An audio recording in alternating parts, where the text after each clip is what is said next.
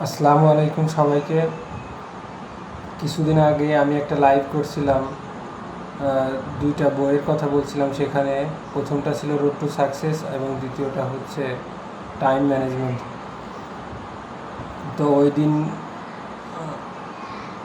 Road two সাকসেসের সূচিপত্র নিয়ে আলোচনা করছিলাম, কী কী বিষয় আছে সে বইতে, কিন্তু টাইম ম্যানেজমেন্ট নিয়ে আলোচনা করা হয়নি। সেই জন্য আজকের এই দ্বিতীয় লাইভ। টাইম ম্যানেজমেন্ট এটা হচ্ছে রিচার্ড লুয়েকের লেখা, অনুবাদ করেছে।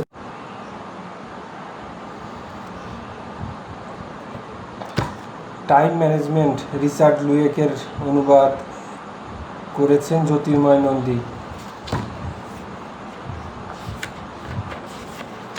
এখানে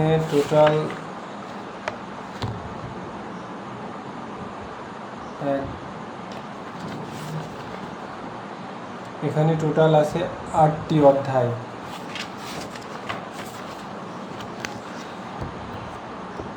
প্রথম অধ্যায় হচ্ছে লক্ষ্যকে দিক নির্দেশক বানান।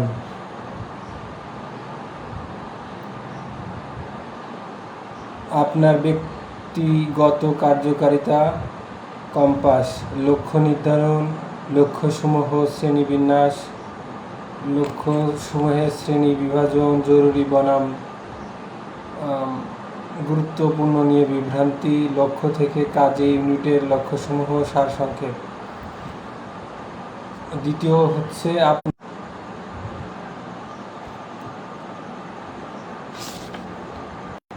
আপনার সময় কিভাবে খরচ করবেন, আপনার সময়ের তফসিলীকরণ।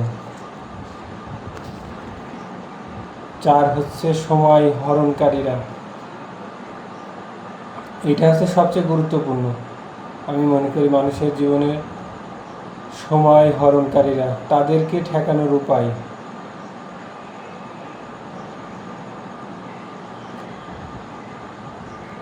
5 হচ্ছে প্রতিনিধি বিনিয়োগ, নিজের জন্য সময় অর্জন।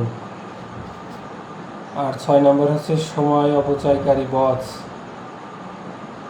এটা যারা জব সেক্টরে আছেন তাদের জন্য এটা খুব গুরুত্বপূর্ণ, সময় অপচয়কারী বস। কর্পোরেটে আছেন অথবা সরকারি চাকরিতে আছেন,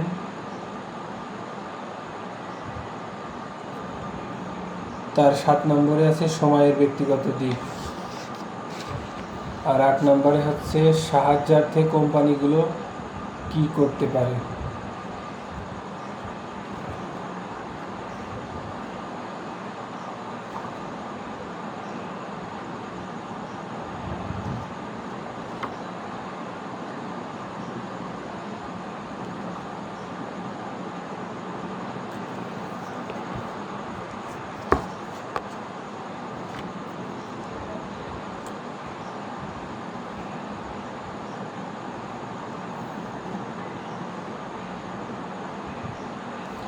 পরীক্ষিত জীবন, প্লেটোর তার বিখ্যাত বই কৈফিয়ত, ডায়াপোলজিতে তার শুরু, সক্রেটিসের জবানিতে এক টুকরো চমৎকার দার্শনিক জ্ঞান আমাদের উপহার দিয়েছেন। অপরীক্ষিত জীবন বাঁচার যোগ্য নয়।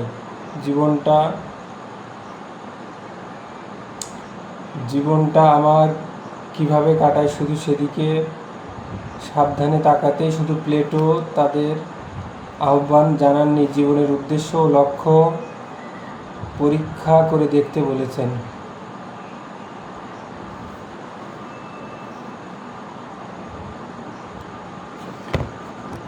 আপনার ব্যক্তি লক্ষ্যগুলো স্পষ্ট করে নিন, সংক্ষিপ্ত ও বিশদভাবে সেগুলো লিখে ফেলুন, যেমনটা এই উদাহরণে দেখানো হয়েছে।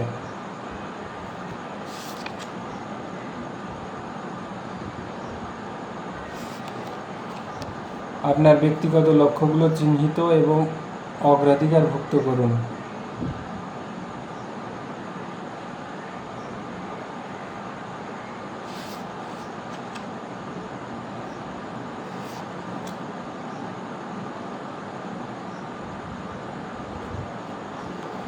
এখানে আরেকটা গুরুত্বপূর্ণ বিষয় হচ্ছে ভ্রমণের মান নির্ধারণ।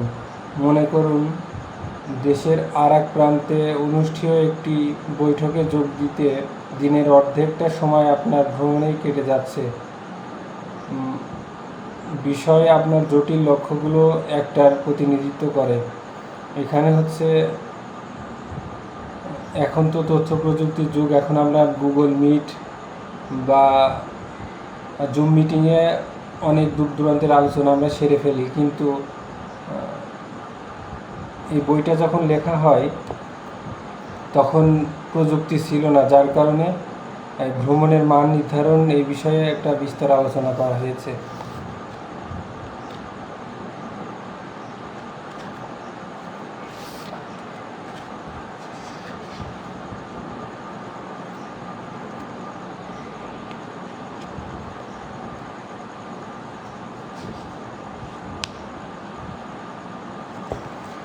আমরা যারা অসফল বা কর্মক্ষেত্রে, ব্যক্তিগত জীবনে, ব্যবসা ক্ষেত্রে, তার মূল কারণ আমার কাছে মনে হয় সময় হরণকারীরা। মানে সময় নষ্ট করি কিভাবে আমরা।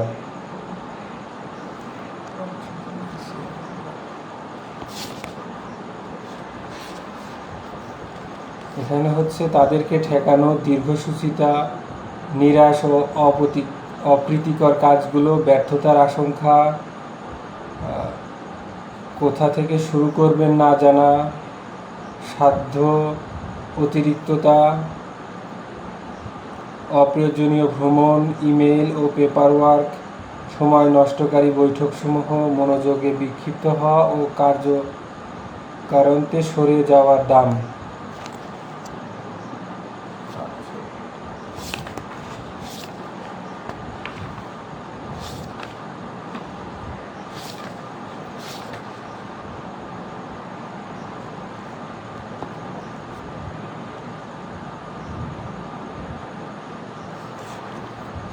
এইটা সবচেয়ে বেশি আমার কাছে ভালো লেগেছে, নিরাশ এবং অপ্রীতিকর কাজগুলো।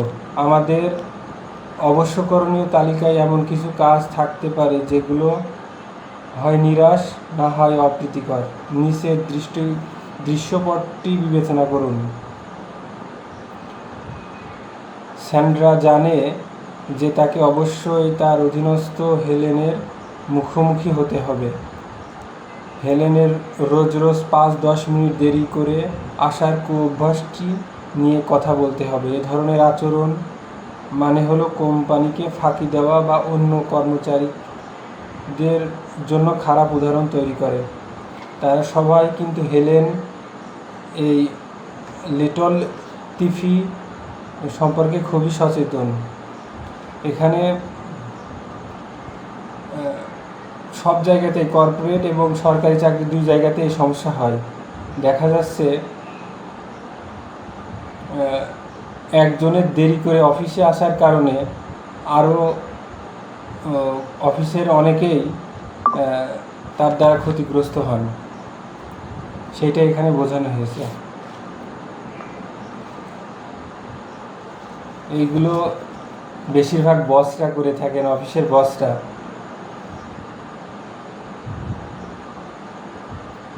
সংশোধনের ব্যাপারে স্যান্ড্রোর শৈথিল্য সম্পর্কে যে যাই হোক, স্যান্ড্রো এ ব্যাপারে শেষ পর্যন্ত কিছুই আর করেনি। কি ঘটেছে এখানে, কেন স্যান্ড্রো সমস্যাটাকে জিয়ে রাখছে? হতে পারে এটা স্যান্ড্রোর একটি অপ্রীতিকর কাজ এড়িয়ে যাওয়ার অসচেতন চেষ্টা। ম্যানেজাররা সহ খুব অল্প